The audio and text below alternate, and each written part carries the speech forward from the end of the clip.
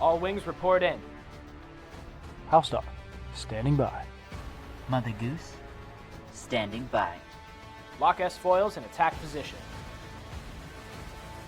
Animal Squadron ready for battle. Hello there, and welcome back to Animal Squadron.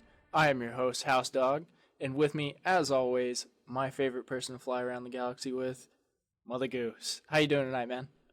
Hey everybody, I am doing really good. How about you? I'm so excited. I can't lie. I've been so excited to do this podcast for ever since we released the first one. I've just been thinking about it, super excited about it, and I'm happy to be here. Me too. I'm really excited. At the point of recording this, I just finished watching episode 1, and I am so excited to talk about it.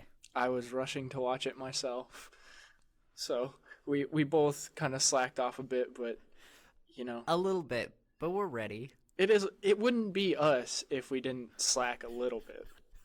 Yeah, exactly. Oh, okay. Well, enough with the intros. We've got a lot to cover. I have literally probably about 4 pages of notes just about Phantom Menace, and I'm ready to get into it. I am too. All right, great. So I'll just go off and we'll see what we have to say about the things I wrote down. Hopefully you have coinciding topics. Yeah, definitely.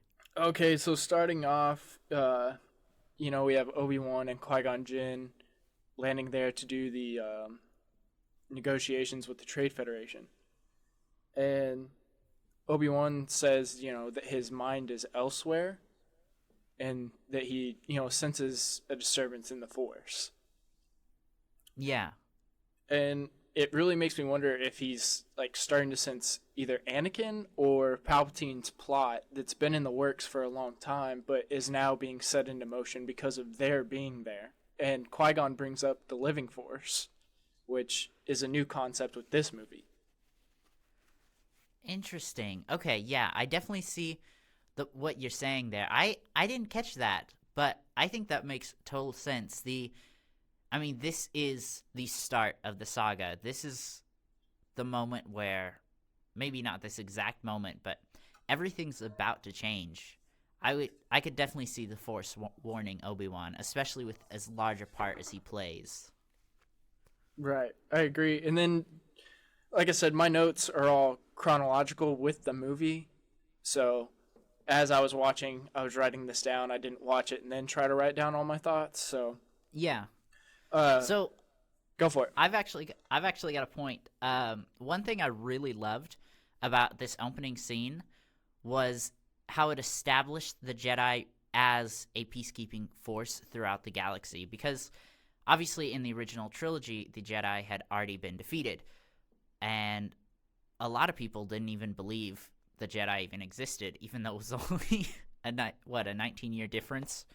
Yeah, just about.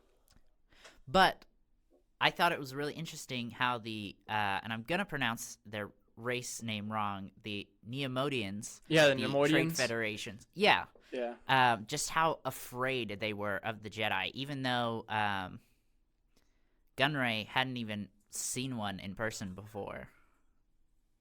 Right. No, it is crazy, which I actually have a ton of notes about them. So, first off, they're so awesome. They're just the coolest looking things ever. I love it. Their eyes are crazy. I know, just the split in them. It's a little gross, but I still like it. Right? They seem like they're these reptilian creatures. They seem like they'd be slimy. Yes, they do seem like that. I'm a little uncomfortable now. I don't know. These are just my strange Star Wars character thoughts. But no, back to the movie. Whenever now that you pointed it out, yeah. Now that I pointed it out, but no, they once they figure out that the ambassadors are Jedi, Viceroy's little lackey dude, I don't know his name, but the other one, he just goes, send a droid in. And then it pans to the protocol droid, TC-14. And even though it doesn't have, an expressive face, you can tell by I think it's like a female protocol droid, so I'm just gonna call her she. She does this double take and looks at both of them like, you're really gonna send me in there with 2 Jedi?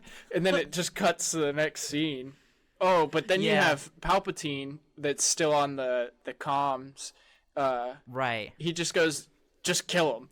And I'm like, what? This man's just gonna kill 2 Jedi and think that like nothing's gonna happen? Exactly. Okay, wait. So this is something I really wanted to point out before we actually started talking about it. So I should probably point it out now. One thing, and this is to our viewers, to keep in mind when we're talking about the prequel trilogy is George Lucas took a lot of inspiration from Shakespeare's plays when he was writing the dialogue. So that is one reason that it's really over the top, and it's something to keep in mind when you're actually critiquing the dialogue. Because yes, I will admit, as much as I love the prequels, it does have some cringy dialogue.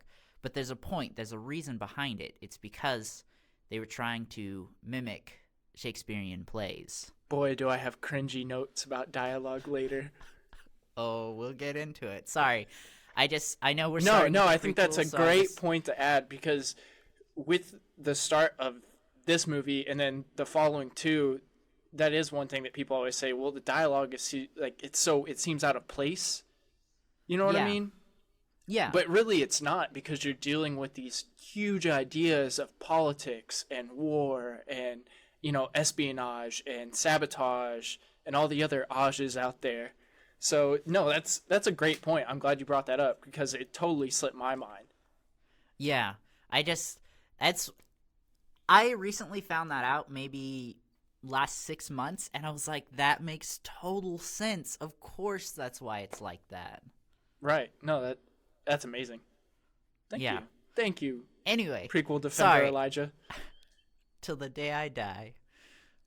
Next up, like I said, whenever I did watch this movie, I tried to pretend like, I was 6 years old again and watching this movie for the first time. So I wanted to bring up, Qui-Gon getting through the blast door. Do you remember watching that scene? Well, like, probably not the first time you ever saw it, but, in your early childhood, like, seeing that scene and how cool it was that Qui-Gon not only was, like, getting through the first door, but then they closed these other huge, just gargantuan metal doors, and he's still breaking through it. Okay, so I actually do remember watching that for the first time. So I didn't get to watch it in theaters. So I was probably actually around. I was 2 when the movie came out, but I probably was around 5 or 6 when I saw it for the first time. Right. So I do vaguely remember that scene, and I remember the Darth Maul scene, which we'll get to later. But those are the 2 things I distinctly remember from my first watch through. And you're right, it is absolutely amazing.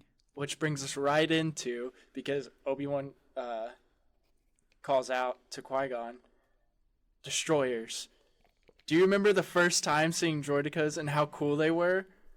Amazing. I still thought they were really cool. Like, this watch through. Yeah, same. As soon as I saw the droidekas roll through the hallway, I was like, oh yeah, I totally forgot that there were droidekas. Like, I don't know how it slipped my mind, but I was just like, man, those things are so cool. And they're so, like, I guess minimalistic, Yeah. Like, they're just these little ball things that, like, have shields, but they're so cool. I don't know. I just feel like a little kid again every time I see them. Me too. They definitely are one of the best droids that the prequels gave us. So, something just real quick I want to add. So, you watched this film from the perspective of you were 6 again, and this was the first time you were ever watching it. Yeah, I tried to. I actually went in with okay, I've seen this before, but I want to take, like, the nostalgia glasses off. Right. And just, like, really critique this film for what it is. So that's kind of was my thought process when viewing it this time. Then our notes should be very interesting to compare and dissect. Yeah, definitely. And I just want to say we are officially 10 minutes into this podcast, and we are not even past the first scene. I'm moving us there. I'm moving us there. Okay. No, that's not a complaint. I love it. I love this conversation. No, I knew this episode was probably going to be really full because it's the Phantom Menace. So much happens. So much happens. Okay, so my next like kind of bigger point is still in like the first and second scene. Obi-Wan and Qui-Gon have just gotten to the main like hold of the ship, and they see all the battle droids and everything. And they're speaking about, how do we get off and all that type of stuff. And I love seeing, you really get to see the relationship of Qui-Gon and Obi-Wan really quickly within the first, 5 to 10 minutes of the movie, where Qui-Gon's devising a plan. Well, we got to get down to the surface and, help the people of this planet as soon as we can. And out of nowhere, Obi-Wan tells Qui-Gon, well, you were right about one thing, Master. The negotiations were short. And oh man, that's just seeing that. I was like, "There's my guy. There's Obi-Wan." There is Obi-Wan. Yeah. You see his personality take shape, even though this is the first time we're meeting him. Obi-Wan being played by Ewan McGregor, that is. Right. So this really was the first time we're meeting Obi-Wan Kenobi in the galaxy, besides Ben. Right.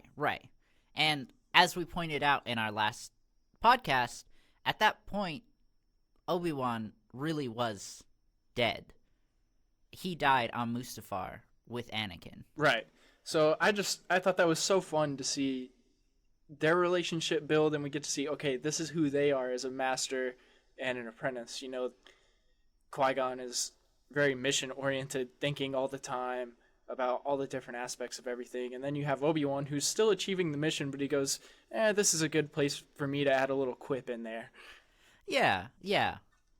And then, so we get past that, and we see Naboo for the first time. And how smart is Palpatine in his plan? How quickly he can adapt and overcome different challenges that every character in this galaxy is giving him with his, grand evil plot.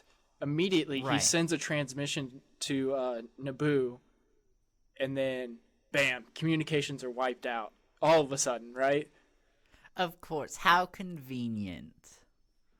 And with that, we get a beautiful shot of the love of my life, Padme Amidala. In my notes, I wrote down, Queen Amidala is still the love of my life. So, 7-year-old me is still very alive and strong, because that first shot of her is just, it's awesome. You immediately wonder who the character is, as far as, we know she's the queen through the dialogue and everything, but who is she really? And then my very next note is just simple and plainly, oh, Jar Jar. Oh, Jar Jar. Okay, so I did want to talk about Jar Jar. So, I don't hate Jar Jar. And I really tried to put myself in the shoes of somebody who hates Jar Jar. Now, don't get me wrong. He's not one of my favorite characters. And I do find him annoying.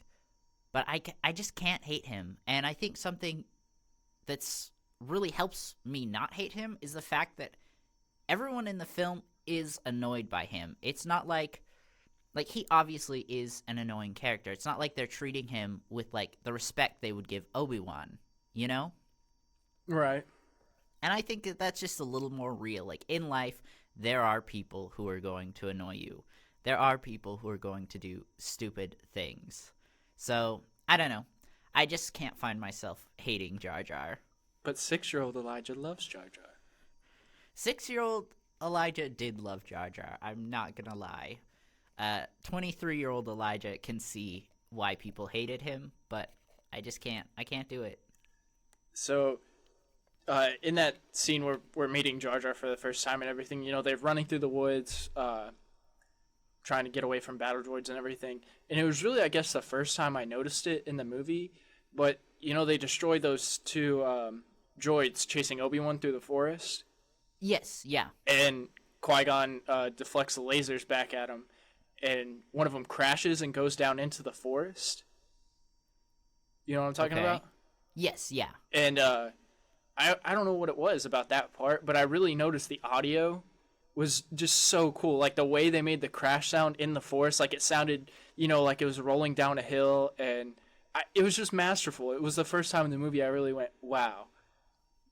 The sound in this movie is just amazing. Yeah, it really is. Like, in terms of, I mean, the music score is amazing.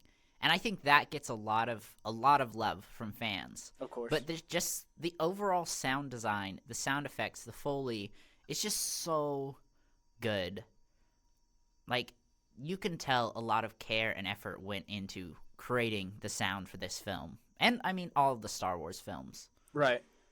I mean, you and I have a different appreciation for, audio and visual because you do it yourself. And then, my Right. brother is an audio tech. He went to college for it and has a degree in audio engineering and sound engineer. So he really made me, start to appreciate, music and how sounds affect things and make you feel different things. So that's why I started noticing stuff like that, and not just Star Wars, but all movies. Yeah, it's just amazing how much effort the sound design team goes to create these sounds. Right. So my next note here is, once again, we get to see lovely young Padawan Obi-Wan, and they're talking to Jar Jar, and he's like, "Oh, I can take you to the Gungan City. Let's just go." And everybody's like, "Okay," but Jar Jar warns him. He's like, I've been banished, so they're not really going to be happy to see us. And Obi-Wan, again, with his great lines. Whatever idea was going through George Lucas's head when he was like, "Ah, yes, young Obi-Wan, I shall make him so sarcastic all of the time. So sassy. So sassy, but you don't really notice it all the time." So Obi-Wan has this Right. great line right then. He says, "Oh, don't worry, this hasn't really been our day for warm welcomes." I'm just like... And it's so good. Again, it's just like, there's my boy. There's my Obi-Wan. And I think it's really good character development because while Obi-Wan throughout the prequel trilogy does become more mature, he still holds on to that sassy self. Right. And it's beautiful. It's one of my favorite things about him. So next, like we were talking about, just the wonderful audio and visual of this movie, we get to see the Gungan City for the first time. Tell me your thoughts and feelings about just that super crazy underwater world. Okay, this was in my notes. I really did want to talk about Gungan City and just the ocean in general of Naboo and the creatures that are in it. Again, like we talked about in the last podcast, this film was created in 1999 when CGI was in its infancy. Most films didn't use CGI, and even if they did, it was just very little. It wasn't relied upon as heavily as this movie, is what you're saying. Right. And so that's something to take in mind. This film was absolutely revolutionary with its graphics, and you can definitely tell. Like, I was watching it, and I was like, yeah, that's not the best. But again, you can't look at it with 2020 standards. So, that being said, I absolutely loved the Gungan City.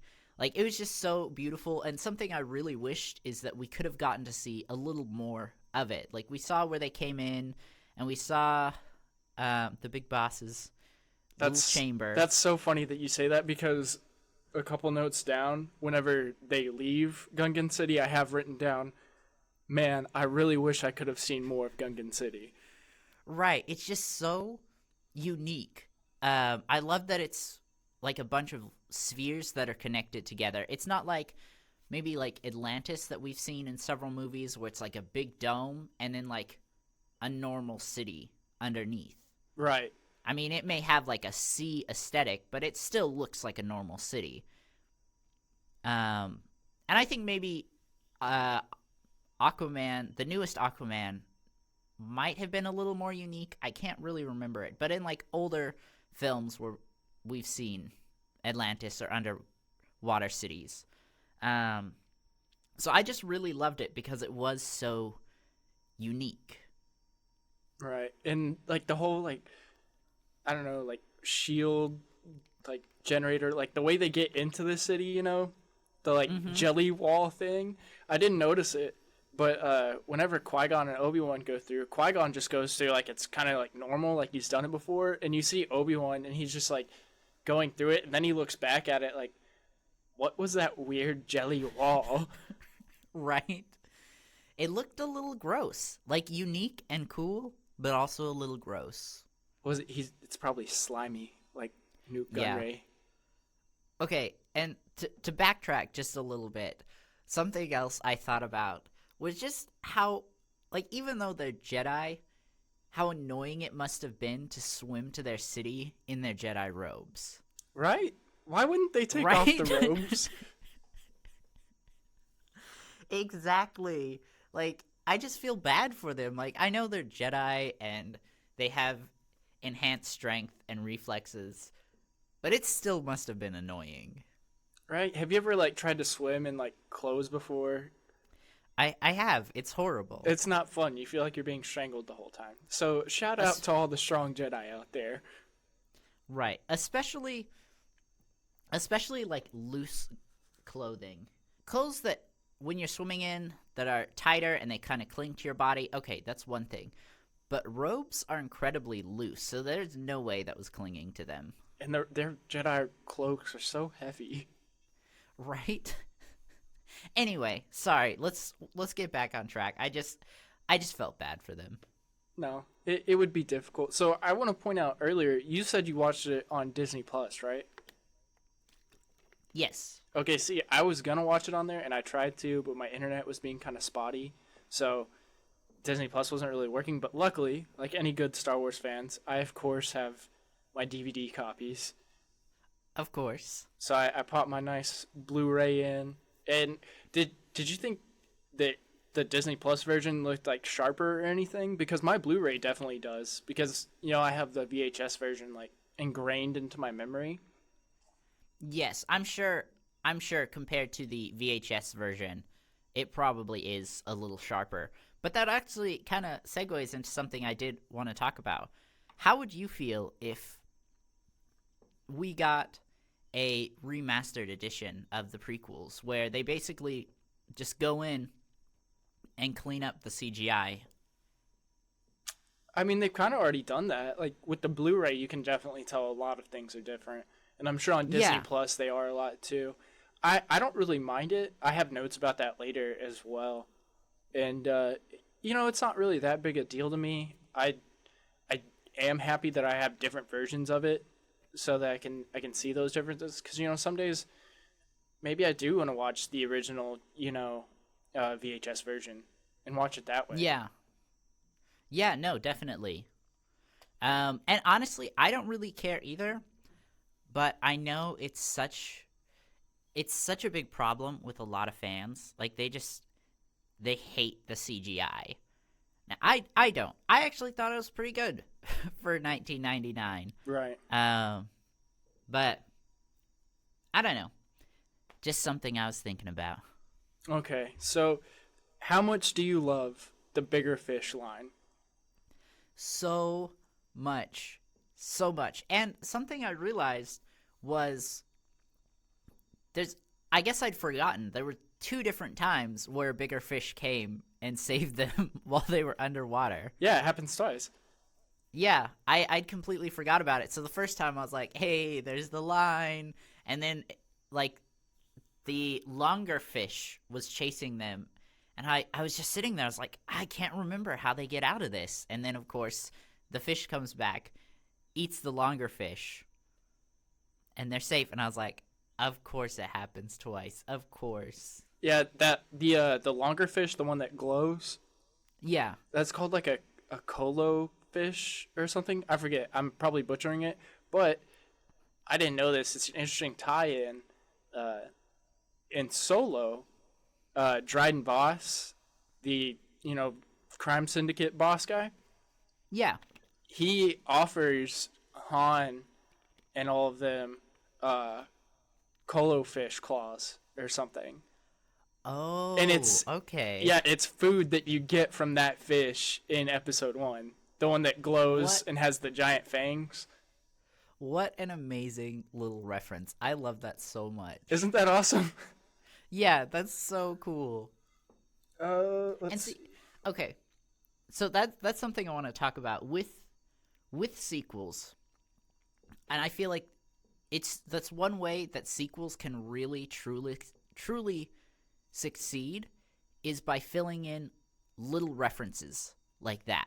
Right. Like, not making it a huge major plot point, but just something enough for the fans to be like, "Oh my gosh, that's the same fish." You know, the more of those little references, those like background references there are, the more it connects the films. Right. It makes them stronger and just more fun. Yeah, and it helps make them feel like they are the same universe. Exactly. So, did you ever notice that in that scene, whenever they're running away from the last fish, Qui-Gon makes Jar Jar pass out? I didn't. Are you serious? Yeah. I'm so mad I missed that. I'm gonna have to go back and watch it. Yeah, he does like some pressure point thing on Jar Jar's shoulder, and then Jar Jar just blacks out. That's so funny. I'm sure that there were a lot of fans sitting out there saying, "I wish they would do that to Jar Jar again." Yeah, because Qui-Gon does it, and then Obi-Wan immediately says, "What? I think you overdid it." So, Oh, that's what he mean. I heard that line, and I was like, I literally was sitting there like, what is Obi-Wan talking about? Okay, yeah, that makes sense. so moving forward, as they're going up, finally getting out from the planet core, we get this shot of Queen Amidala staring out of the window at the Naboo palace at the invasion coming in. Right. And to me, it was such a great shot because there's no need for dialogue, no need to tell us what's really going on. It's just her staring out this window at the droids just pouring into her city, and you can just feel how sad she is. Mm-hmm. And like I said, it's one of those amazing scenes in Star Wars where you need no dialogue. Dialogue would actually make it worse. Exactly. Show, don't tell. Exactly. And then, have you noticed how close together they put Padme and the decoy throughout the whole movie? Yes. And so I think the reason that is so that just like we see later in the film where the decoy is talking to the Gungan big boss, and then she steps out and like, I'm actually the queen. I'm pretty sure it's so that she can step in if she really needs to. Right. I just thought it was cool how they show us that the entire movie. They're like, it's right here. The answer's right here. It's right there. And you don't know it. Ha ha ha. Man, I really don't remember how I felt the first time that I found out that Padme was the actual queen, but I really wish I did because that's such an interesting twist. Like, yeah, it's not as big a twist as like the Darth Vader being Luke's father. Elijah, But spoilers. oh, sorry. If you're not watching any of these films and just listening to us talking about it for the first time, I am so sorry. But I do still think it's a really interesting twist. I do too. Which this movie gives so many great lines.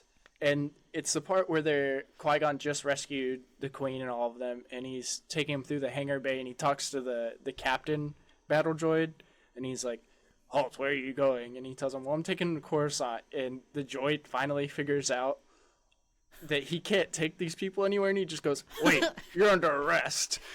I know. It takes him so long.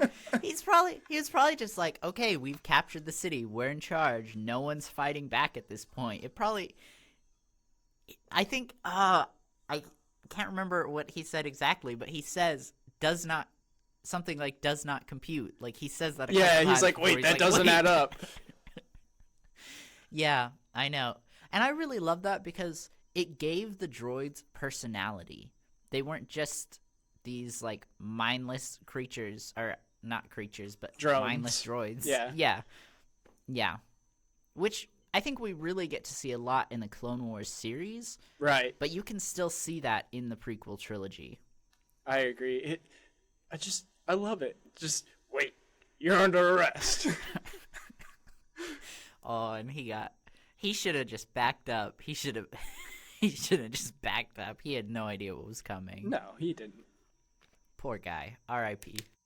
My next note I have here is just a simple R2 with a exclamation point.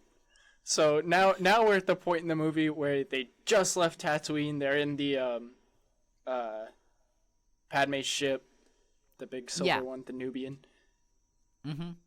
And obviously I was very excited to see R2. So I was too. It just made my heart so happy.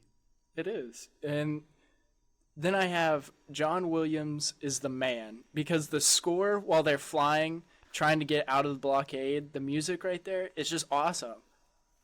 It's so good. John Williams,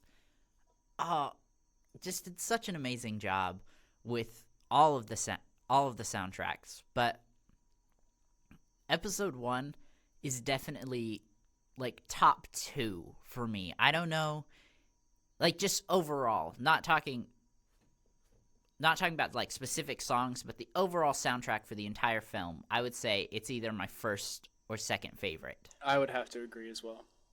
Yeah. Which, I mean, Duel of the Fates. I have that note later. I know. I know. I don't want to talk about it yet, but do I have some stuff to say. Who but doesn't? We'll get there.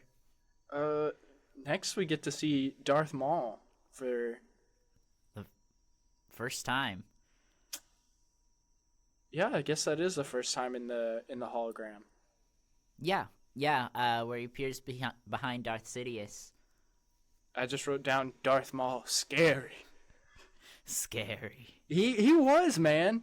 He still is. Aesthetically, he is my favorite looking Sith. Really? Yeah, I don't know if he's my favorite Sith, but the actual, like, how he looks, Right. I feel like really gives off that scary, intimidating vibe.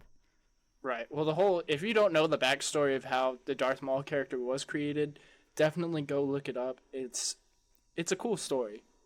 It's really interesting. Yeah, I think I found out about it maybe a year ago, and I was just like, okay, all right, I see that. So now they've gotten through the blockade, and we get to see Tatooine. We've come home. We've come home. Which I think Tatooine's awesome, but the part that I love about it was the people, all the extras in the background of Tatooine when they first walk into the city. Yeah. It's so interesting. I see all the different people and I immediately wonder, okay, well, who's this character and where are they going today and what are they doing? Right. There's a lot to see. There is. It's like down every avenue of the busy spaceport. You just get interested looking at everything and wondering who all these different people are. Yeah, what brought them to this little, I'd say backwater, but we know there's no water on the planet, so. And we've said it this entire time and in the last podcast, but seeing Watto for the first time, how cool is that? Oh my gosh, that guy, that little... I love him and I hate him. Like, I think he's a really great character, but he just makes me angry. Just makes me angry. Right, but visually, like, all of his expressions, his face, the thing that always caught me the most about Watto was the way that he got all the stubble on his face. Okay, I literally was about to say the same thing. I was waiting for you to finish talking, and then I was gonna be like, I think what stuck out the most to me was his facial hair, the little stubble. Right, but how amazing is that, though? Like, that's a completely computer-generated character. Right. Like, it wasn't like Jar Jar, where they had Ahmad Best, actually doing all the movements and everything, and then they did the mocap for his head. Like, Watto was completely fake. Yeah, and I really love that. And again, 1999, completely revolutionary. Right. Which, now that we're kind of talking about, we've mentioned Ahmad, I just want to say real quick, Ahmad, if you ever hear this podcast, for some reason, we love you, okay? You're an amazing actor. You did a fantastic job. And you did not deserve how the fandom treated you. 6-year-old me still loves Ahmad. And 22-year-old me still loves Ahmad, so. Exactly. Okay, a big plot point here. We finally get to see the meeting of the star-crossed lovers. The star-crossed lovers. Okay, so obviously, I don't remember back to when episode 1 first came out. Between episode 1 and episode 2, there was a lot of unknowns. I wonder, something I want to look into at some point is how fans really reacted. Like, did people think that Anakin and Padme might get together one day? Like, there was such a large age difference. I'm sure they didn't. Well, I'm sure there were fans that thought maybe, but... Right. I have written down, what 9-year-old wouldn't love Padme? True. That is true. I mean, the kid is smooth. First thing he says to the girl is, "Are you an angel?" Like, are you an angel? What a mad lad. I'm 23 and I can't even talk to girls like that. Honestly, for a 9-year-old, he is the Mac Daddy. Oh my gosh. Which, that scene gives us another great line. Which is, of course, the yippee line. Yippee! Which, I didn't notice it until, like, all the way through the movie, but yippee is said, no joke, about 6 times in this whole movie. Oh, I didn't notice that.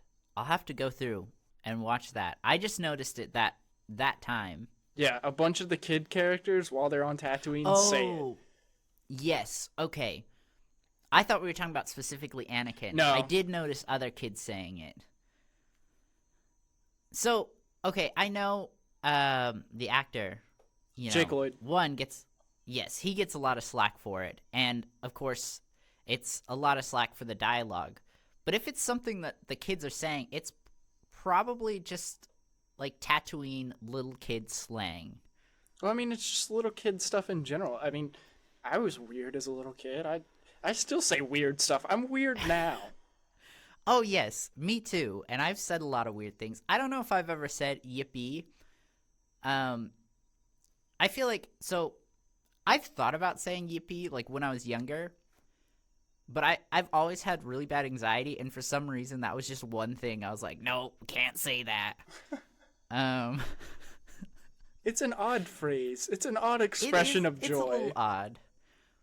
But, I think Jake Lloyd and Anakin should get a little slack if all the other kids are saying it too. Hey, maybe in a galaxy far, far away, a long, long time ago, it was normal for kids on Tatooine to say yippee. That's what I'm saying.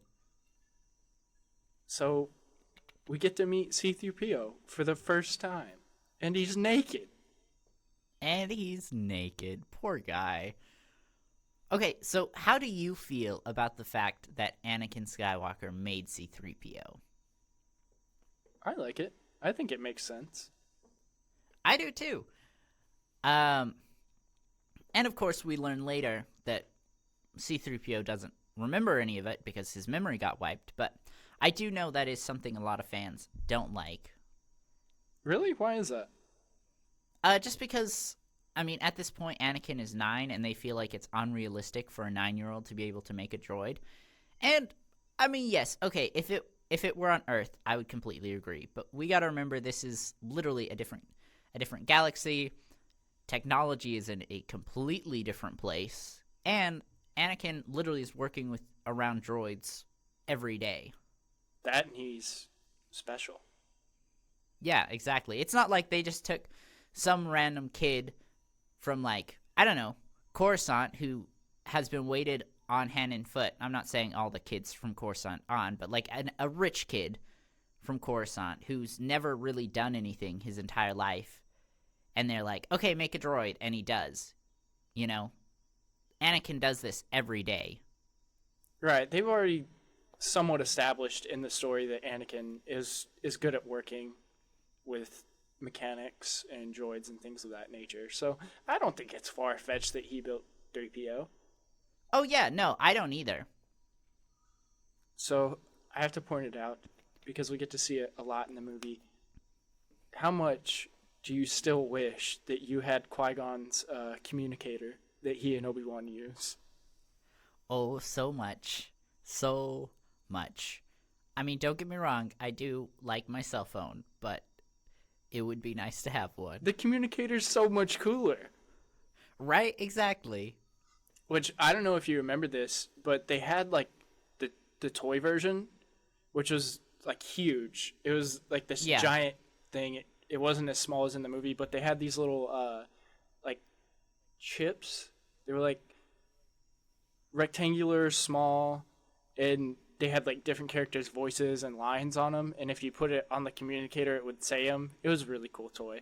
I never got to have one of those, but I wish I did. That sounds really cool. Well, you know, Christmas is right around the corner, MotherGoose. Oh, Christmas is right around the corner. And I feel like maybe I could find one of those for you on eBay. Oh, probably. But you don't have to do that. I could. For you, I would. Oh, that just warms my heart. I still have the Bib Fortuna pop figure and the C-3PO canvas and the Boba Fett mug that you gave me, which I just want to point out that I have the C-3PO canvas hanging up in my room, and it freaks my sister out every time she goes in there. Like, she literally asks me, why do you have that thing hanging on your wall? It's so creepy. To know that C-3PO is watching over you at all times, much like Santa Claus. Much like Santa Claus. So I got a big point here. It's Anakin and Qui-Gon and Padme and Jar Jar are at the home of the Skywalkers, and Padme is shocked to find out that there's still slavery in the galaxy. Right. So I feel like that should be, like, number one on the Jedi's agenda. So it's established, Padme says it, that slavery is banned in the Republic. But obviously, Shmi Skywalker says, you know, the Republic has no hold here. Right. And I think that really shows just how under control the Jedi are of the Republic. I completely stand by the fact that the Jedi at this point are unbalanced. They aren't truly serving the Force like they're supposed to. I would agree. And that's one big thing, is they're kind of just sitting by and letting slavery happen. But it's because the Outer Rim, you know, the Republic doesn't really care. And so if the Republic doesn't care, the Jedi don't care. Well, I don't know if I go as far as saying that. Okay, you're right. The Jedi That and the was a little- Republic are two completely different things, and that's the whole, like, downfall of the Jedi, which we'll get into that way more in episode 30. Oh, yes. I gotta Yes. stop myself, or else I'm gonna go on this whole long spiel, and it's just gonna get ugly. So, Me too. And maybe I was a little harsh there on the Jedi, but I do feel like that's one area that they're really failing, is, you know, just their loyalty to the Republic. I agree. So I have written down Shmi for Mother of the Year.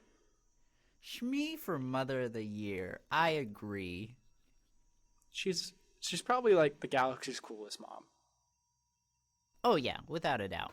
So, what do you think about the scene coming up next, where Qui-Gon, they decide to enter Anakin into the pod race. So Qui-Gon goes to see Watto again, and I never really noticed this, but Qui-Gon convinces Watto to put up the front money for the race.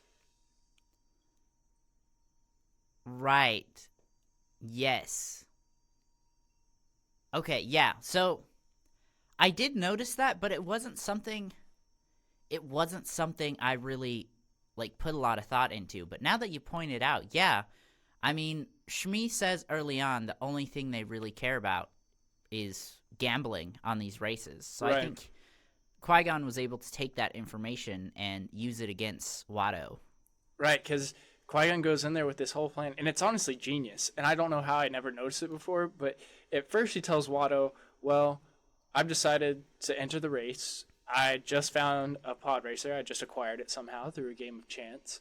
And if you let me use Anakin, I'll put my ship up as collateral to enter the race. And you let me borrow Anakin, and, you can have the money, but I get to keep what I need for the parts. And they go into that whole discussion. And then eventually Qui-Gon just talks Watto into putting up the front money. And Qui-Gon wagers his ship. It's so smart because at that point in time, they've realized that they don't have any money, that Republic credits are no good on this planet. So Qui-Gon devises his whole plan. And Watto just goes with it. Well, and I think that really stands to testament on just how amazing Qui-Gon was. Like, not only was he a skilled fighter and Force user, he was just a smart person in general. Right. But in that way that's, like, so unnoticeable. Like, it's because he's so quiet and reserved, you don't really expect that he'd be really, like, sneaky. And I wouldn't say deceitful, but, like, he knows how to talk you into things without you realizing it. Right, exactly. It's amazing. I love Qui-Gon. I do too. And his death, like, I will say, it needed to happen. It was fundamental for the story, but man, do I wish he lived. Well, we get him back later. We do. So, with their journey to Tatooine, we find out that Anakin had no father, and thus begins the story of the prophecy. The prodigal son. It does. We finally get that tidbit. Which I also want to point out, that night, whenever Qui-Gon sends Obi-Wan the midichlorian count of Anakin, I don't know if I ever really noticed it before, but you get to see this, like, really great moment between Anakin and Qui-Gon, where Qui-Gon's explaining just some things to him in the galaxy, and you get, like, this father-son type moment between them. Right. Okay, so I did want to talk about that, because in the last episode we talked about how Obi-Wan really, he's kind of on that line of, am I a father figure or am I a brother to Anakin? Right.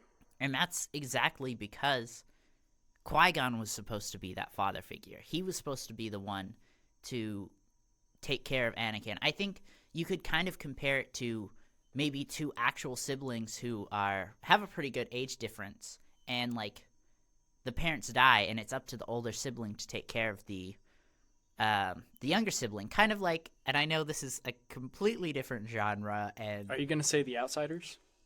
No, I was actually going to say Lilo and Stitch. Oh, that's a great comparison. Yeah. Lilo's older sister, it's... what's her name? Nani. Nani, yes. Okay.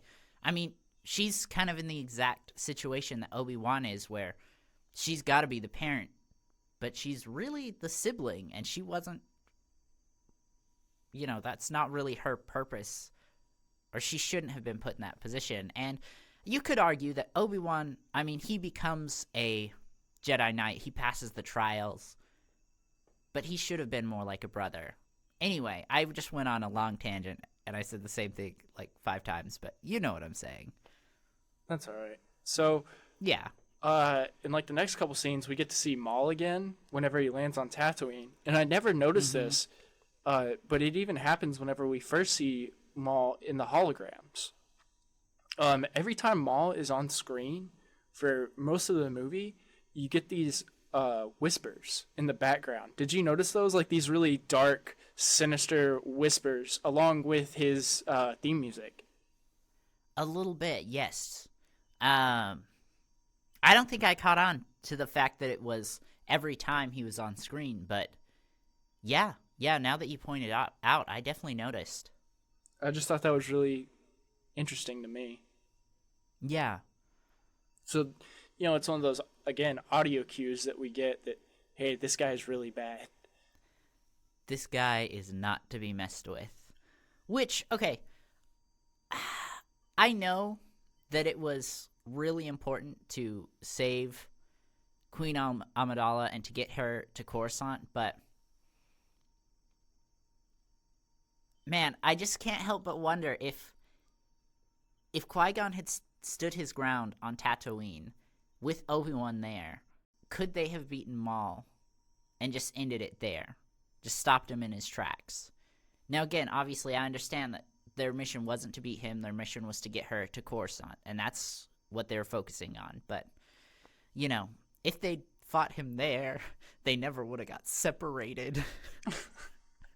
Well, that's interesting that you're bringing up, what-if theories, because I have one. Okay. And it's where Qui-Gon makes the second bet with Watto in the little pod racing hangar before the race. And right. What if Qui-Gon didn't interfere with their little chance cube game? Because he uses the Force to make the cube turn to blue for Anakin. Okay. What if he hadn't have used the Force and Shmi was the one freed? We don't have to dive into the rabbit hole right now, but I just it was just a thought, so I wrote it down. Wow. Okay, that's really interesting. So I actually have something I really wanted to talk about was, maybe not in this episode, but at some point is, Marvel is starting their animated What If series. Right. I would really love to see Star Wars do something similar where they explore ideas like that. That would be really cool. Because yeah. I'm sure we're not the first people to think of these things. Oh, yeah, probably not. So now we're getting closer to one of my favorite scenes in the movie, the pod race. Oh, good. Okay, I was about to be like, because we kind of jumped over the pod race to talk about Maul. I was about to be like, no, we can't skip the pod racing. No, I've got it all here. So oh, good. Now we're moving into those notes. Did you ever notice that in that dialogue before the race with Kitster, the other kid that's always hanging around Anakin, his best friend, he mentions that maybe Annie will finish the race this time. Yes. So not only has this little boy never won a race, he's never even finished one. I know. Qui-Gon put a lot on the table. I thought that was for someone insane.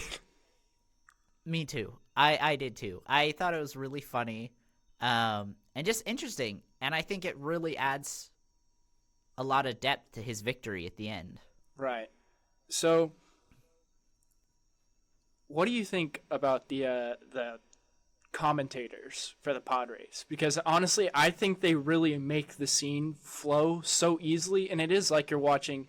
Obviously, pod racing is kind of like, a NASCAR race or a Formula One, probably a lot closer to Formula One with the way the pods work and how Formula One cars work. But, with that idea that he had in mind, the commentators just make, like I said, it flow so seamlessly where you don't even notice they're there, but yet you feel like you're watching a sport, which it is on this planet. So, I don't know. For me, they make that scene work. Probably the best.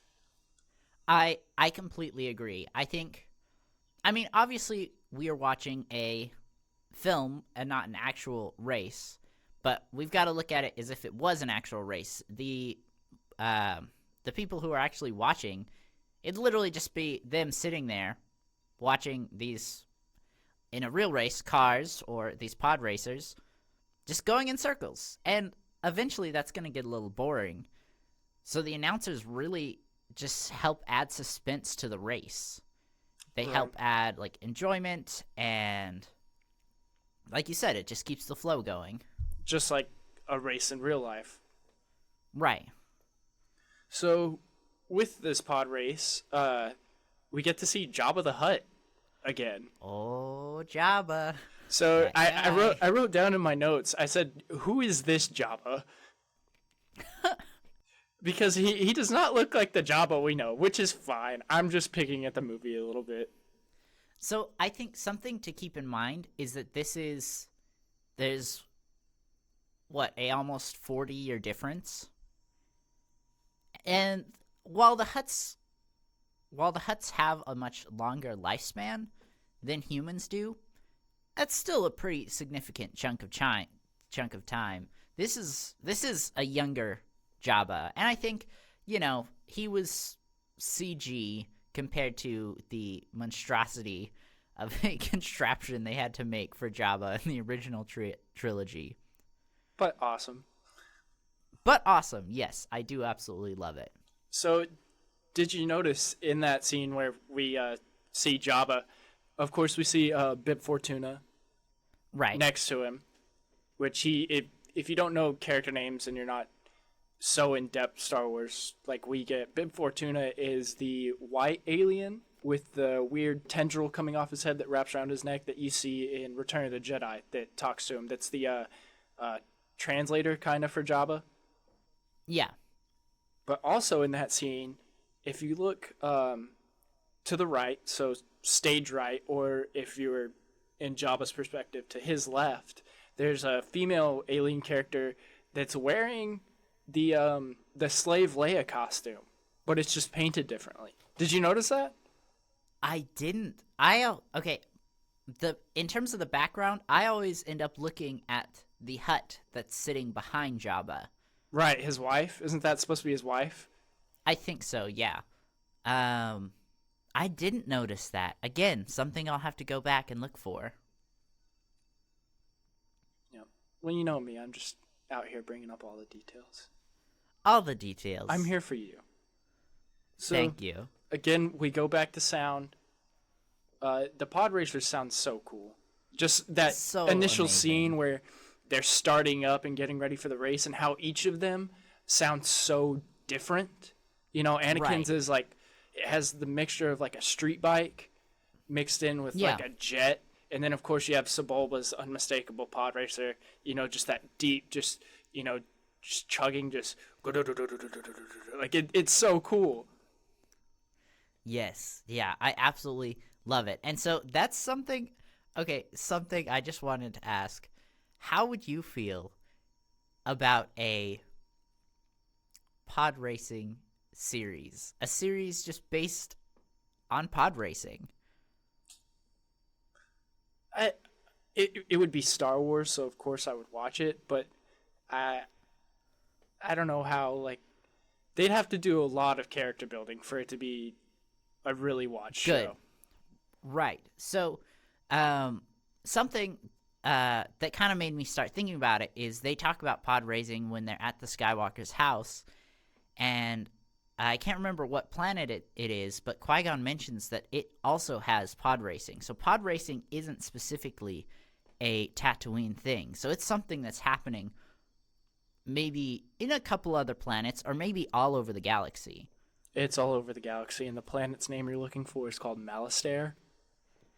Got it. Okay, yeah.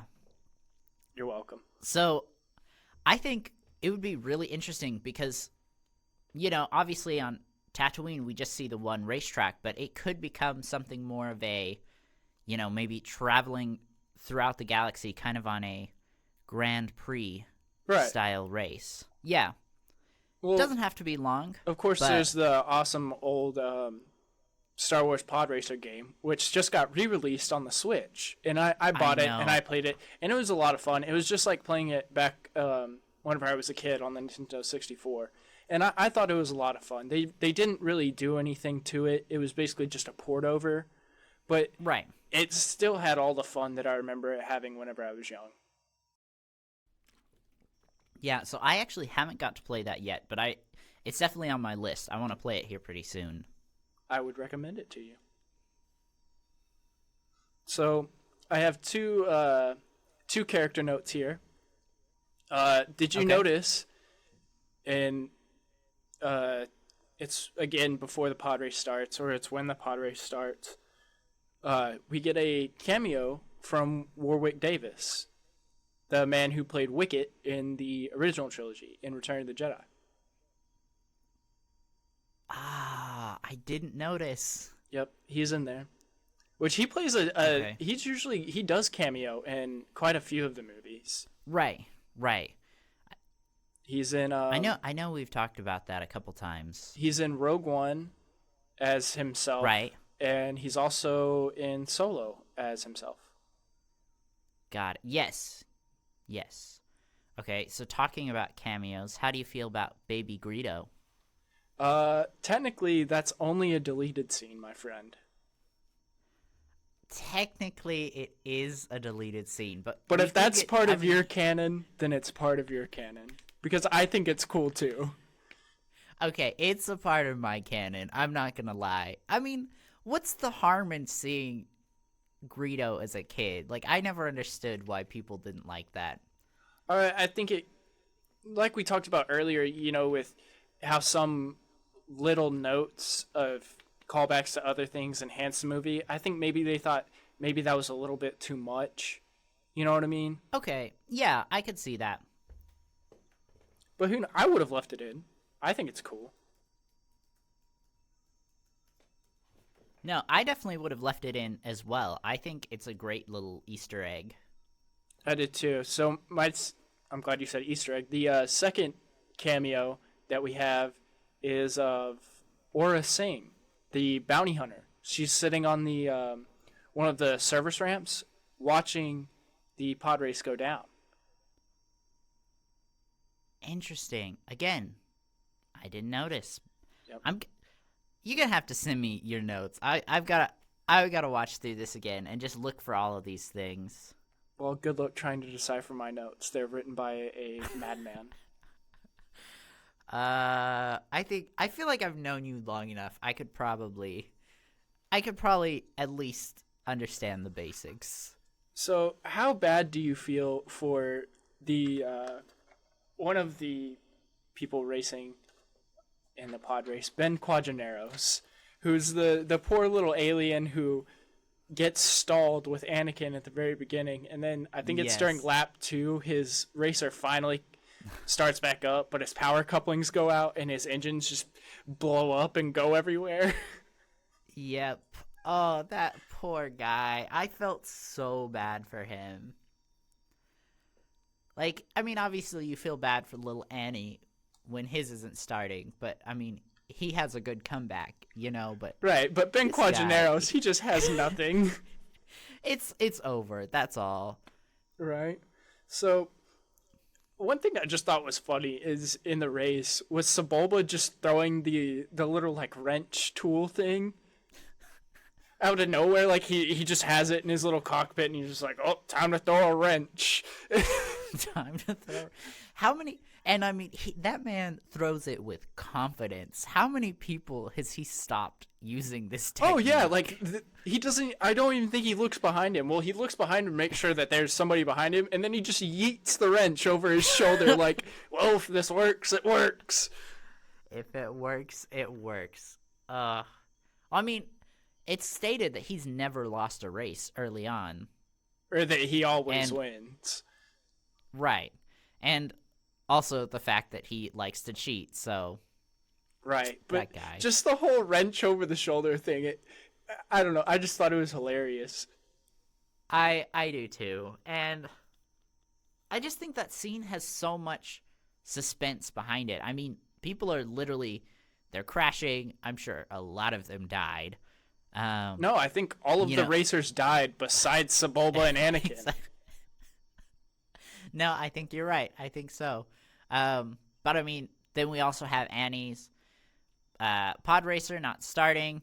We see the Tusken Raiders literally shooting at them. Like, there's just so much suspense behind it, and it just makes Annie's victory so much more satisfying. Right, well, George Lucas created the scene to be the precipice of the movie, which is strange because the pod race is about halfway through. Right, and it... Honestly, I mean, it's a longer scene, but once it's over, it's over. It's not really mentioned to again. Right, but I know originally, because, of course, I'm a nerd. I watch all the commentaries and the specials about the movies and everything. Originally, the pod race scene was supposed to be, like, I think 30 minutes. Like something ridiculous. Where are we going to get George Lucas? When are we getting the director's cut? When is it coming out? I need more pod racing. It would be legendary. Maybe it really would. Maybe they'll finally make your pod racing series that you want so badly. I genuinely do want this series. Like, I don't want it to be like a long running series. Just maybe like one shorter season, maybe 2 short seasons at most. I just want more pod racing. It makes me so sad that it's never really shown again in the series. But I think it also makes it special. That is true. You don't want too much of a good thing, you know? Right. And that's why I want it to be kind of a shorter series, just so we get a little more of it, but not to the point where it's overdone and everyone's just like, oh, pod racing, whatever, you know? Right. So, honestly, I don't have a lot of notes on the pod racing scene. That's all my pod racing notes because it's, like we've said, an amazing scene. So, for most of that part, I was just watching. Yeah, me too. I think it's funny because I literally just had the one note of the pod racing series, and you had a couple notes, but we still spent so much time talking about it. Well, that's because it's awesome. It is awesome, and it deserves time. It does. Just like how awesome is it that Sebulba can just yeet wrenches and kill people? Yeet wrenches, exactly. Okay, so so we've already talked about Darth Maul. So they're on the ship on the way to Coruscant next. Right. I have a note about that as well. Okay, something I wanted to talk about is one complaint I see about this movie is they talk about actually, that hasn't happened yet. There's a lot of stuff that happens after the pod race and them leaving. Okay, yes.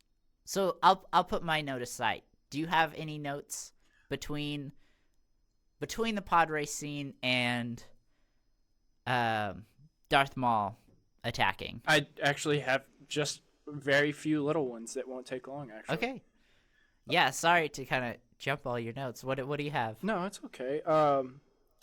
Again, another Obi-Wan scene that I love. Whenever Qui-Gon gets back to the ship, before he goes back for Anakin, Obi-Wan mentions, why do I have the sense that we picked up another pathetic life form? I know. I was like, Obi-Wan, you have no idea.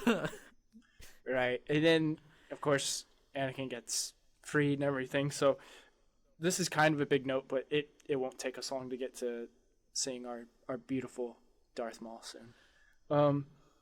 Anakin mentions, I don't like change. And then I have written down with stars and an exclamation point, red flag, red flag. Red flag. Right. I don't know. It's hard because you got to remember he is just a little kid. At this point, there hasn't really been much change in his life. Right. You know, I mean, we can look at it as a perspective of, you know, we're in our early 20s. We've had a lot of change. I still don't like change. I don't either, you know. But I think we've kind of got to the point where, like, okay, that's a part of life. Right. But Annie's still just 9 at this point. But it is foreshadowing that this is going to be one of the hardest things that he has to face in his life. Oh, no, definitely. And when he's talking to his mother and he asks her, will I ever see you again? And I was like, not really. I literally out loud said, not really. Well, I have a note about that as well, because right after that, he says that he'll come back and free her. And I say, Anakin tends to make promises to people he loves, but he can't ever really get the opportunity to fulfill them. Right. Because, I mean, we'll talk about this more when we get to episode 2, but it's not really his fault that his mother died. No, I'm just saying we just see that pattern start to form, that he makes these life. Big promises that he won't ever get to do. Right. And so something kind of along those lines is he says, and I can't remember if this is before or after the pod race, he says that he had a dream that he came back and he freed all the slaves. It's before. Yeah, okay. And I really feel like he was having a vision, and that a vision of what life would have been like if he'd stayed on the light side. Right. Like a post-Clone Wars, but Anakin stayed on the light side vision, if that makes sense. Right, another pathway, and it very well could have been. Right, because, I mean, think about it. If he hadn't have turned to the dark side, once everything had kind of cleared off, he definitely would have been a Jedi Master, and from there, he would have had the power to go back and actually free the slaves of Tatooine, and maybe the slaves everywhere. Anakin's pretty good, but I don't know if he's that good. Okay, that is... So, maybe I would agree with that if he didn't grow up a slave, and if his mother hadn't have died the way she did. But I think because he did grow up a slave, and, you know, he was never able to go back and save his mother the way he promised, I do feel like that's something that really would have eaten at him. All right, so now we're finally to the mall scene. We are to the mall scene. And I just have one quick note before you can say your things about the mall scene. So we see Maul drive out of nowhere in the desert. Why is Darth Maul driving a Jazzy?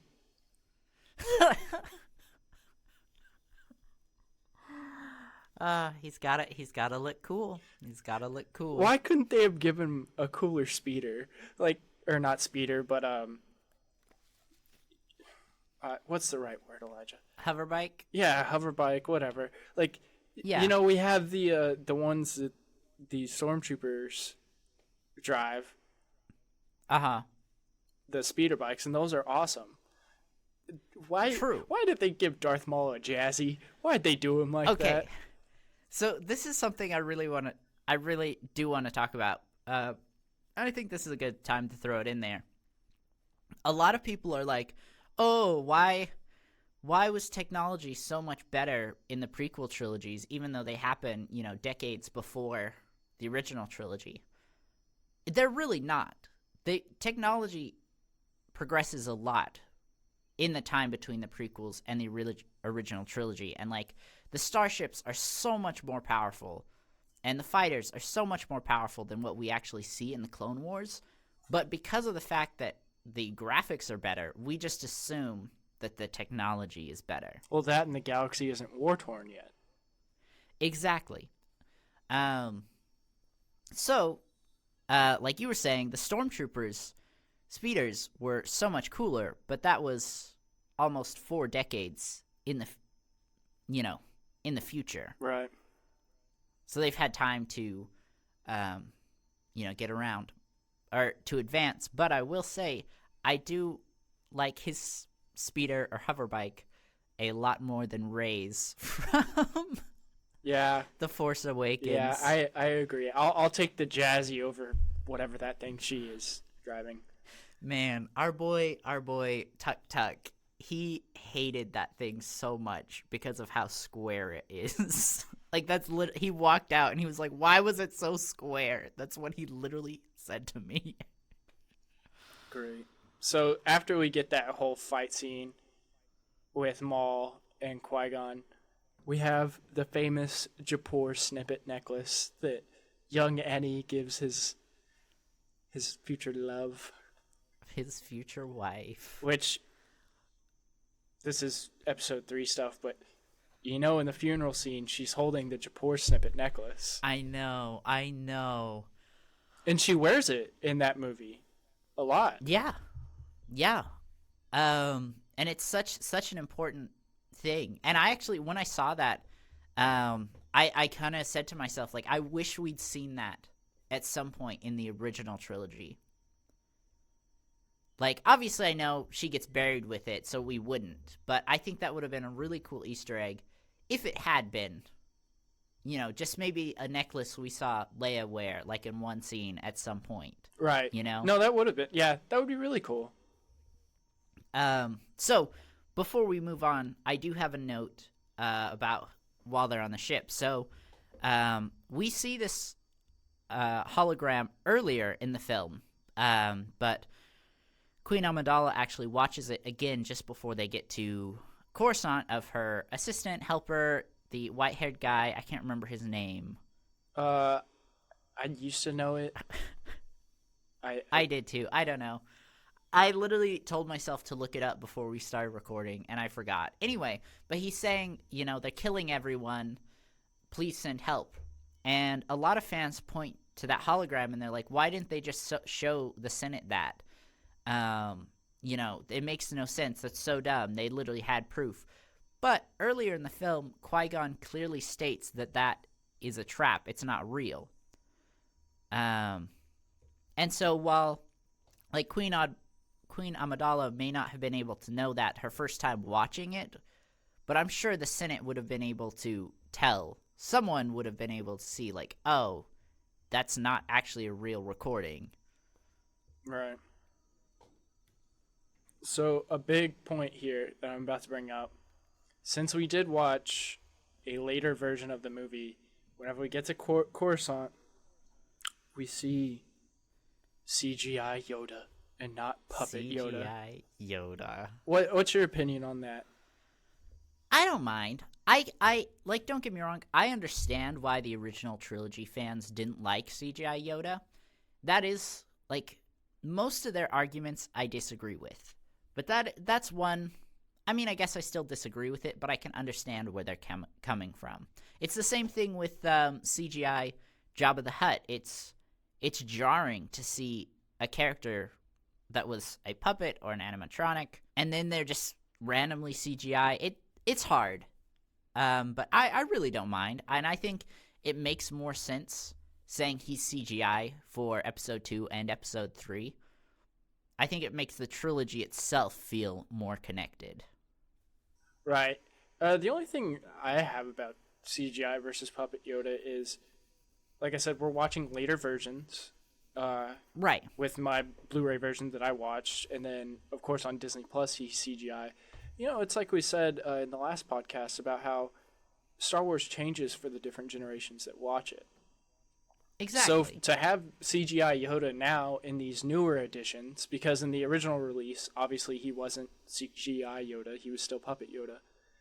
Right. Now it makes sense for him to be CGI Yoda, because that's the way we see him from here on out until the new series where he's, again, a puppet again.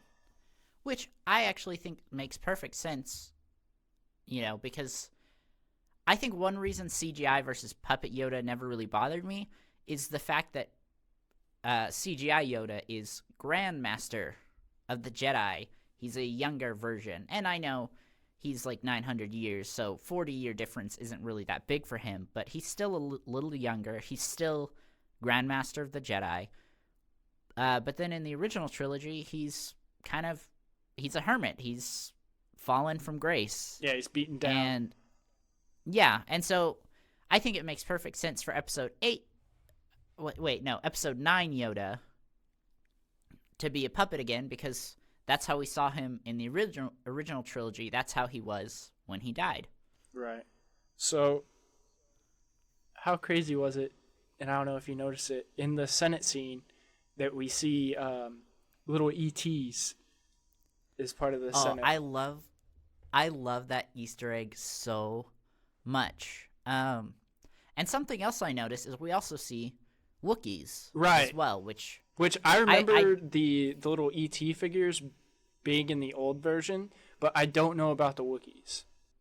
Yeah, I don't remember either, but again, just a little background Easter egg that helps connect the different trilogies. Right, which I noticed the Wookiees too, and I don't think I ever had before until this rewatch. I was like, hey, so there are some Wookiees. I actually was watching it, but I looked down at my phone, but then I heard you heard the roar? Yeah, and so I literally rewinded. I was like, where are those Wookiees? Exactly. So then we get, after the very intense scene of the Senate, we have a scene with Qui-Gon and Obi-Wan again. And it's Qui-Gon insisting that, Anakin be trained. And Obi-Wan, asks him when they're alone, he's like, why do you always do this? Like, if you would just follow the rules a little bit, typical Obi-Wan. You'd be on the council and you could influence change and stuff like that. And Qui-Gon says, I must do the will of the Force. Right. Which kind of goes to what I was saying earlier. And we see it very clearly stated in episode 3, where Obi-Wan says, I serve the Republic. Right, and democracy, of course. And democracy, of course. Instead of saying, I serve the Force. And so I think that's really what sets Qui-Gon apart from the rest of the Jedi, is he truly is following the Force first and foremost. Right. And to him, and, I'm sure a lot of the other Jedis are, but I think in their minds, they're also considering the opinion of the Republic and of the Senate. Qui-Gon, all that matters to him is what the Force says. Right. So then we get Anakin with the Jedi Council, and I don't think I ever noticed how hard Yoda picks him apart. Right? Yoda, I just think it's so funny how different Yoda treats young Anakin versus when he sees Luke for the first time. Right. Like, don't get me wrong, he gives Luke a hard time too, but it's in a completely different way. Right. Like, he destroys 9-year-old Anakin. Poor 9-year-old Anakin. I know. And of course. And so I think it's really funny because a lot of people point out how Mace Windu treats him, but I mean, Yoda really lets young Anakin have it. Exactly. So after that, the vote of no confidence has happened in the Senate and everything, and Chancellor Palpatine comes back to see Queen Amidala again. And I never noticed this before. It's another one of those small Star Wars things, and I watch everything with subtitles, so I don't think I would have picked up on this without him. But Palpatine mentions that he's been entered in the race to become Chancellor, along with Bail Antilles. Oh, yes, from Alderaan. Yes, who's not Yeah. the same person as Bail Organa. They just have the same first name. But Right. Bail Antilles is the captain at the end of episode 3 that Bail Organa says to send R2-D2 and C-3PO to. What an amazing little Easter egg. Right? I love that so much. Yes, and so I noticed that as well. And something I wanted to point out is that Queen Amidala's chief bodyguard, he pronounces it as Alderaan instead of Alderaan, and that never bothered me because I think that makes total sense. People, if you've never heard it pronounced before, like if I hadn't heard it pronounced like in the original trilogy, I probably would pronounce it wrong as well. And just to be sure, you're referencing Captain Panaka? Yes. I just like to name characters. I do too, and I literally was like, I was watching the film, and I definitely missed a couple names, and I was like, I really, really need to go double check what these characters' names are before we start recording, and then I was like, you know what? Nah, Max got me. He'll know who I'm talking about. I wouldn't say that I have all the knowledge, but for the most part, I can name you characters pretty well. Yeah. So, in that scene as well, Amidala just decides, well, I've got to get back to Naboo. Have you ever noticed how quickly Palpatine starts falling back on his heels, and he's like, no, it's too dangerous. You have to stay. And immediately you can tell, you don't know he's the bad guy yet, but that she's screwing up his plans so bad. Yeah.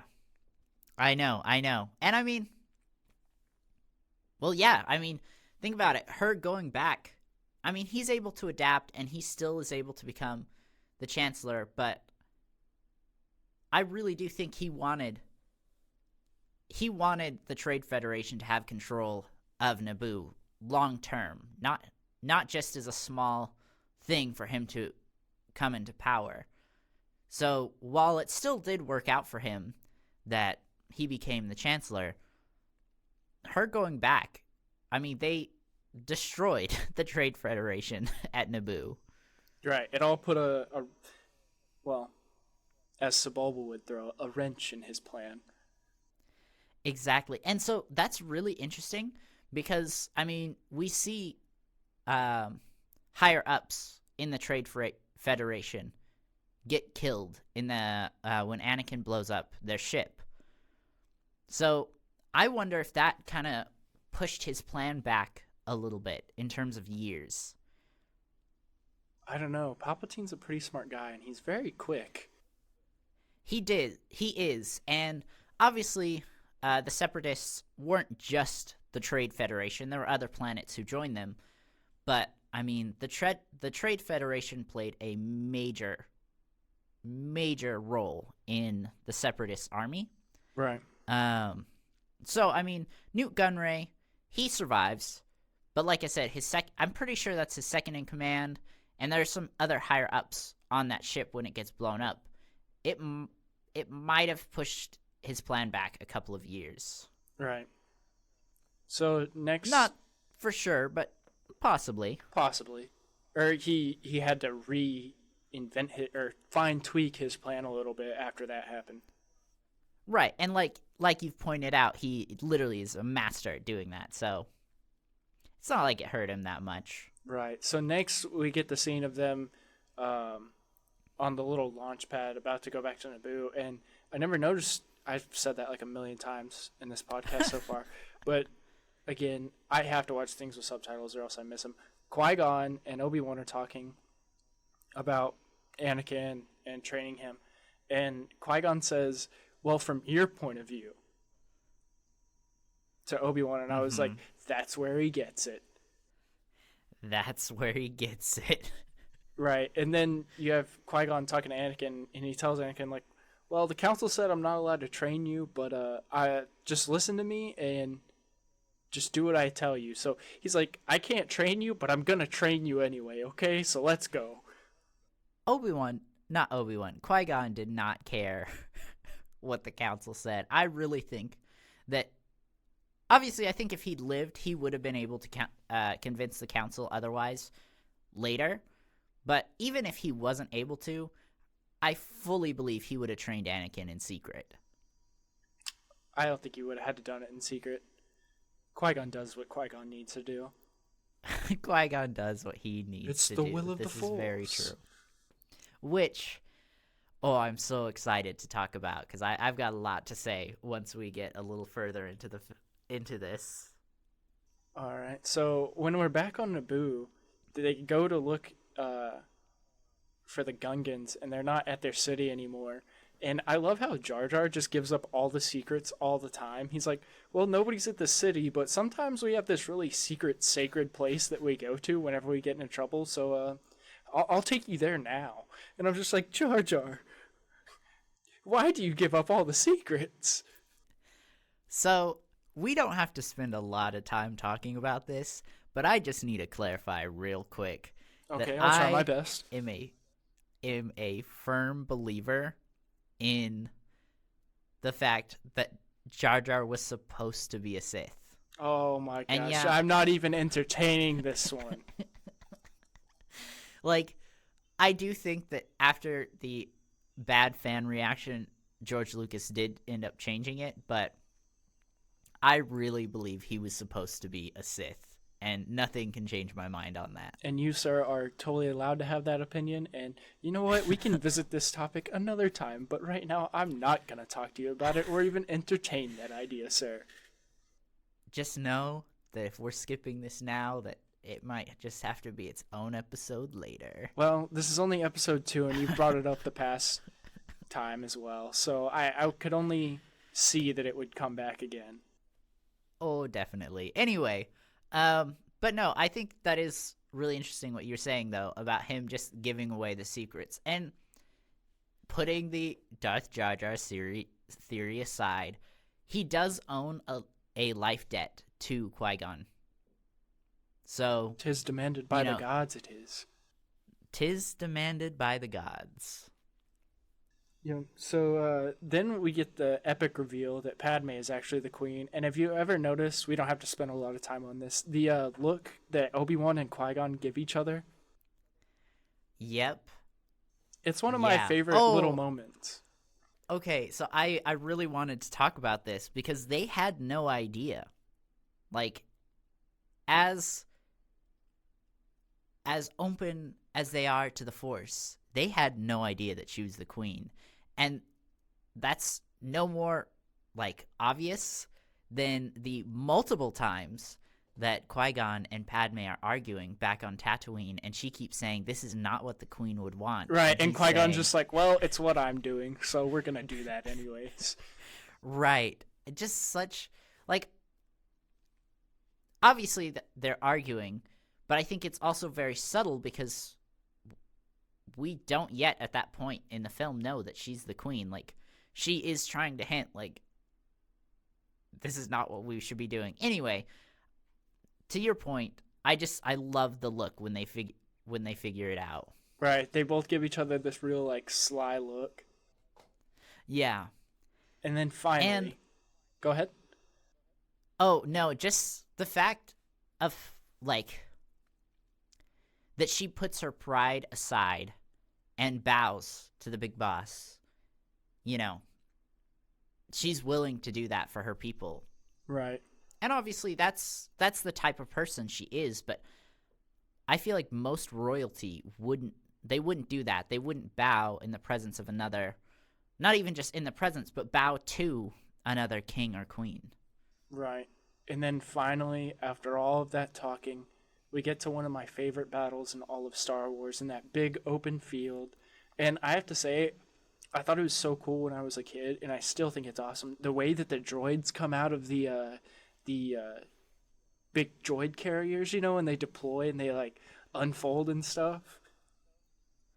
Oh my gosh. I love that battle so much too. Like, that is one area where, like, the nostalgia just hit me so hard, and I was just like, this is so amazing. Like, I love that battle, and I love the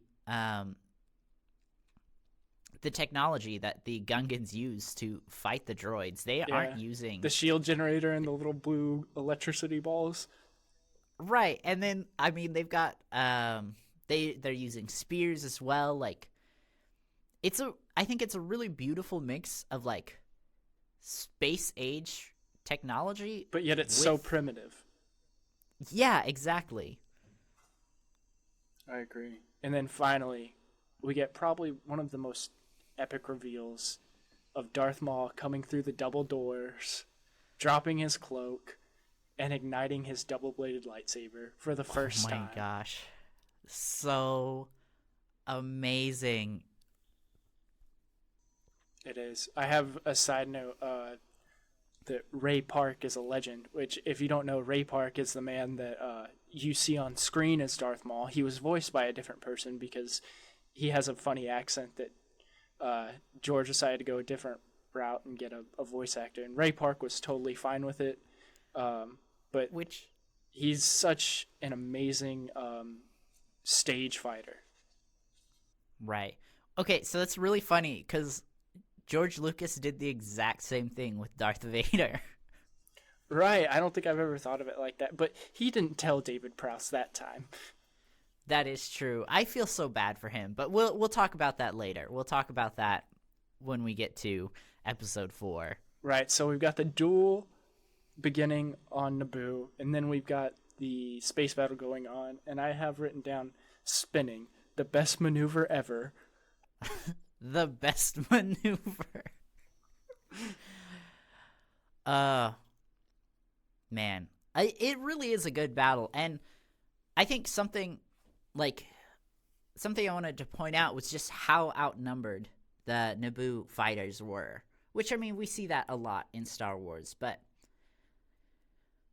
just the fact, I don't know, I just think it's funny how, not funny, but really amazing how well they're able to fight off the Trade Federation's fighters and how many of them actually come home. Right. I thought that too whenever they go into space and you see that there's like 9 fighters, which calls back, well, also into the future of, what we're going to see in the original trilogy. But, of course, Right. we'll visit that later. Right. So I think it's time we talk about the Duel of the Fates. You know what? That's hilarious because my next note in big capital letters with 3 exclamation points, Duel of the Fates. Okay, and so this is something I really wanted to bring up, but I'm sure it's something you want to talk about too. And for our listeners who may not know, the Duel of the Fates is actually symbolizes a duel over Anakin's fate. It is not Obi-Wan. Well, I mean, he's a part of it, but it's really Qui-Gon and Darth Maul. It is the light side and the dark side battling over Anakin's future. And while it is Obi-Wan who is victorious, it was really Qui-Gon who was fighting for Anakin's future. And with his death, it really cements the fact that Anakin will turn to the dark side someday. And I just think it's just the symbolism behind the music and the scene is just so amazing. I just love it so much. And I stand by it. If Qui-Gon had lived, Anakin would have stayed on the light side. No doubt in my mind. That's a theory we can discuss at another time. That is, yes. That's more, we could talk about that. Really any of the next 5 episodes. Oh, yeah. So I noticed something. I have to quit saying that. But so It's okay. During the fight with Darth Maul, whenever they're stuck in the shield room part, right before Qui-Gon dies. Yes. Have you ever noticed how calm Qui-Gon is? Just like how Ben is right before he dies in A New Hope? Yes. Yeah. And obviously we don't know yet that Qui-Gon figured out how to come back in the form of a Force ghost yet. But do you think that was him understanding that he was probably about to die and tapping into that really raw power of the Force before he died? Just like Honestly, Ben did? I could definitely see that. That makes total sense. Because, I mean, he even stops. When Maul and him are separated by that field, he stops and he starts to meditate. Yes, that's the scene I'm referring to. Yeah. He's engaged in the fight, but he really is at peace. Right. So I kind of want you, well, obviously I want your opinion on this, but the fight just between Obi-Wan and Darth Maul, which is only 35 seconds max, but I have written down possibly the second best duel in Star Wars. It's... Ooh, maybe, yeah. Sorry, I'm running through all the fights in my mind, and it might be, yeah. It is so good. And so something I did want to talk about in regards to the fight is a lot of people don't like the fact that Obi-Wan was able to beat Maul when Qui-Gon couldn't. But we've got to remember that, I mean, Qui-Gon was a master. Maul, even though he won the fight, I'm sure he was not at full power, if that makes sense. He was starting to get tired. He maybe not exhausted, but he wasn't at full strength. That's my whole point, is Qui-Gon gave Obi-Wan the opportunity he needed to beat Maul. Right. Anyway, sorry. What were you going to say about Obi-Wan and Maul's fight? No, I just wanted your opinion on it. Oh, yes. Yeah. So amazing. Really good fight. Like I said, I do think Maul, if he just fought Obi-Wan, probably would have won. I don't know. I think Qui-Gon wore him down a whole lot. No, that's what I'm saying. Oh, yeah. But, like, if Qui-Gon wasn't there and it was just Obi-Wan, Maul probably would have won. I agree. I think so as well. So then we just have Anakin casually blowing up a whole ship, and Maul gets cut in half. And Right. it might be goodbye forever. It might not be. And then I think, of course, all that stuff is important, but I think we get to a more important scene when after the whole battle's over and we see Palpatine and members of the Jedi Council land on Naboo, and it's a very quick line, and Palpatine says, Anakin Skywalker, we look forward to watching your career with great interest. That man knows. That man knows. So I've actually got like 3 points kind of between Maul dying and here. Fire him off. Okay, so first, just one quick point is a lot of people complain about the Force healing in Episode 9, which I have my issues with, but one of their biggest things is they bring up this scene where Qui-Gon is dying and how Obi-Wan could have saved him. But we've got to remember that at this point, Obi-Wan was still a Padawan. He probably didn't know such an advanced technique. Either that or Qui-Gon got stabbed in the chest. That is, yes, Like, that is very true. All the way through. Yeah. And then, so Obi-Wan, so he's holding Qui-Gon, and he says, and Qui-Gon basically asks him to train Anakin. So Qui-Gon really is this, like, father figure to Obi-Wan. Mm-hmm. And Qui-Gon just died for Anakin. Qui-Gon believed 100%, without a doubt, that Anakin was supposed to be the chosen one. So I think that also adds another layer of depth to Anakin turning to the dark side in how Obi-Wan is taking it. He already has so many other reasons to be hurt by what's happened. But we also have to remember that his master, his father figure, died for Anakin. He believed in Anakin so much, and Anakin turned to the dark side. I don't know. It's just another layer of depth that just makes me love these films so much. I completely agree. Okay, and lastly, sorry, in terms of what you're saying, not Padme, Palpatine telling Anakin that they're going to be watching his career very closely. So, obviously, he's really happy that Anakin has now made his way into the Jedi Order. Wait, actually, at this point, he hasn't. No, he is. You're right, because this is right before the celebration. Wait. No, you're right. He hasn't been. That's my next Yeah. note. Yoda and Obi-Wan he's- talk right after this, so we'll get into that before. But yeah. Right. So, something that really bothers me, and I'm sure you know about this, but some of our listeners might not.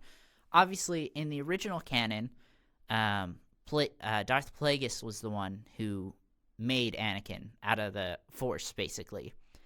Disney has now changed that to where it was actually Palpatine who made Anakin with the Force, and I don't know. It honestly really bothers me. How do you feel about it? I think I'm okay with it because the whole thing supports Palpatine as the Grand Master, which it is all his plan. And if you don't know that old EU stuff, then I could see how it'd be hard to bring Plagueis in. They could totally do it. Yeah, I mean, Plagueis is mentioned in Episode 3, right? So I don't know. It's not like a huge thing to me. Like, I definitely see how it adds a little more to Palpatine's story, but it still bothers me a little bit. And it's allowed to, Elijah. You're allowed to have those feelings. Thanks. I needed that reinforcement. I know you did, man. I told you, I'm here for you. Thank you. So that actually was my last note. That's great, because I only have 2 more.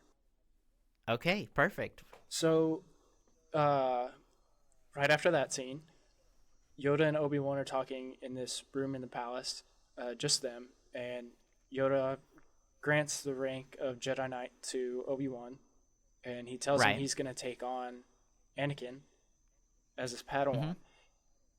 In the background of the music that they're playing, there's a small hint of whenever Yoda tells him that he'll be training Anakin as his Padawan of the Darth Vader theme. Just a few notes. Did you hear those? Yes, I have. Yeah, I don't. Okay, so I actually didn't think about it this time, and I didn't hear it this time, but I have heard it in previous playthroughs. I don't know why I wasn't listening for it this time, but yes, and again, just amazing work on John Williams' part. Right? Like, who would ever think of that? But that really got me, and I was like, oh, John Williams, you've done it again, sir. You sneaky little snake, I love it. I love it. And then my last and final note is the funeral scene. And it's right at the end whenever Mace and Yoda are talking about, which was destroyed, the Master of the Apprentice. And the final shot of that scene is the zoom in on Palpatine's face. Yep. Right as, Mace Windu is saying, the apprentice or the master, and then that's such an awesome shot to me because we know what's going to happen, but it's like they don't know that he's right there. They don't know. He's literally right there. Right there, yeah. I just love these films so much. And I really think, and we'll get into the sequel trilogy later, but one area that I really just love about the prequel trilogy is that they knew exactly where they were going. Even the original trilogy, George Lucas had an idea, but things changed a lot along the way. We can talk about it later, but his original idea was for Luke to become the next Darth Vader, and then the rest of the series was going to be about Leia and Han, bringing Luke back to the light side or defeating him. But that obviously got changed. But with the prequel trilogy, there literally was no way they could make major changes like that. Like, they knew exactly where they were going. Anakin was going to become Darth Vader. The Jedi Order was going to fall. Palpatine was the, Grand Master behind it all the whole time. And so they were able to do a lot of amazing things, like you've been mentioning with, the zoom in on Palpatine's face, or Darth Vader's theme being in there just a little bit, because they knew they had an exact direction that the film was heading. They did. Prequels are such beautiful movies. Such beautiful movies. They did not deserve the hate. Well, do you have any more ideas that we need to discuss there? No, I think that's everything I want to talk about. I think I covered all mine as well. Yeah, fantastic. Okay, well, everybody, thank you so much for watching. If you want to send in any Star Wars related questions, we have an email. It is animalsquadron@gmail.com. Feel free to send in any Star Wars themed questions, and we will get to those in one of the next episodes. It'd be fun. I'd like a question episode.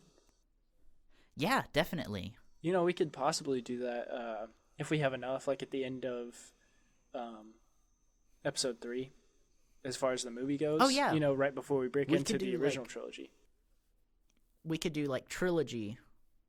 We could break each trilogy up with a question episode. Right, that'd be awesome. So you guys make sure to get those questions in. Elijah, why don't you tell everybody where they can find you if they want to send you a question, just personally, or follow you on one of your many social medias? Yes. So my main social media platform is YouTube. You can find me at MotherGoose27.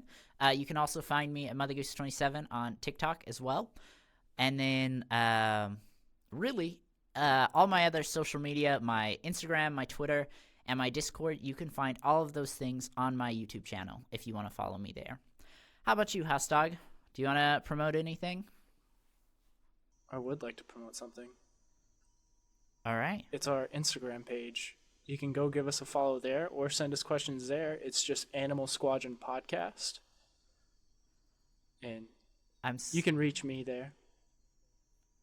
I'm so glad you said something because I completely forgot we had an Instagram page. Man, what would you do without me? This man can't even promote our own social medias. Oh my gosh, I'm so sorry. Anyway, HouseDog, why don't you let the people know what they can look forward to in our next episode? Well, I actually had one more quick shout out, if you don't mind. Oh, yeah, I'm so sorry. It's fine. As you know, our logo is pretty amazing, if I must say so myself. Yeah, such a fantastic logo. And it was done by this great artist. He does logos all the time, mostly things of like cars and stuff like that. But if you want to go give him a follow on Instagram, his Instagram is RIGA Designs. Again, that's RIGA Designs on Instagram.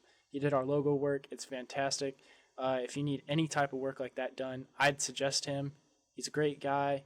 Tells you if he can do it or not. Great prices. All around, it was just a great interaction working with him. So go give him a follow on Instagram. Like I said, if you need work done, give him a DM. Tell him that the Animal Squadron podcast sent you. And I'd look forward to hearing from him. Yeah, definitely. I'm, like HouseDog said, just an amazing artist. I, too, am just so pleased with how well he did. Right. I wanted to shout him out last time, but I forgot. But other than that, okay. Everybody can look forward to us obviously covering the next prequel movie, Attack of the Clones. Yeah. Anyway, thank you guys so much for listening. We really appreciate it. We hope you enjoyed. We absolutely love getting to do this podcast. Like HouseDog said, we'll be back reviewing the next prequel episode. You can look forward to that on October 1st. And we will see you in the next one. For the Animal Squadron, I am MotherGoose. And HouseDog. And we will see you later.